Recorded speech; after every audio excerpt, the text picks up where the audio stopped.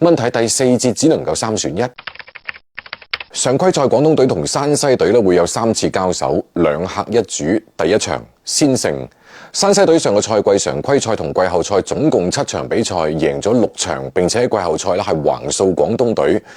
大外援嘅選擇，我相信有唔少嘅原因係嚟自於呢度。後嚟俱樂部杯小組賽，廣東又輸咗，所以呢一場根本就唔係常規賽，係再續前緣嘅恩怨局。山西隊開場就用外援克根斯貼身釘防加高位包夾徐傑，逼徐傑轉移球，唔俾佢舒服組織，進攻端都針對徐傑嚟打。廣東同樣都係以彼之道還施彼身，但係徐傑打唔到3分鐘已經兩犯。廣東隊主教練杜鋒唯有換啱啱復出嘅胡明軒。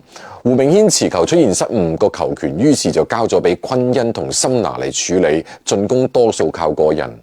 徐傑再上場係喺呢一節剩低唔夠2分鐘嘅時間，呢一次上場徐傑係做好咗擋拆引導包夾之後分波俾外彈嘅蘇寧加做策應，再俾底角空位嘅準備。呢啲機會都把握住咗，喺互相消耗底下，山西失誤更多，單單第一節已經出現咗7次。而拉開比分係喺第2節，杜指導派咗一套3小嘅快速空間陣容，徐傑減少持球變射手，森拿同昆恩負責轉換同得分，焦柏橋去掩護同對抗黃鴻澤機動，只係對抗弱被針對，又用蘇寧加同胡明軒代替黃鴻澤同森拿。呢段蘇寧加嘅效率太高，吸引注意力。焦柏橋係得到咗被放空嘅機會，喺面對山西隊高大內線嘅時候，展現到相對唔錯嘅對抗同靈活嘅特點出嚟。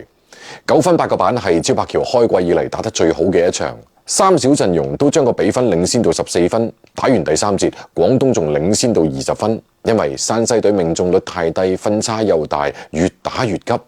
不過單外援嘅第4節，廣東隊要做一個抉擇。前3節球隊嘅80分，外援貢獻咗45分，24次助攻裏邊貢獻咗20次，29個籃板裏邊貢獻咗17個，14次搶斷貢獻咗10次。問題第4節只能夠3選1，杜指導先等徐傑休息，昆恩主導1分鐘被追4分，徐傑重新再上，內線頂唔住，又被追咗2分，蘇寧加上仲係攞唔到分，又被追7分，森拿上。得分仲係難，分差已經被追到6分，蘇寧加再上。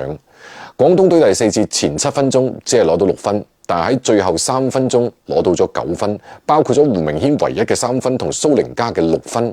廣東隊贏嘅正係蘇寧加最後嘅6分。再糾結都係贏，亦攞低7連勝。雙方再交手要去到第19輪，廣東主場到時再算。而家要考慮嘅係2連客打完天津之後，疲倦嘅廣東隊要喺元旦大戰作客北京隊，而北京都開始咗3場魔鬼賽程，所以下一場廣東要爭取速戰速決。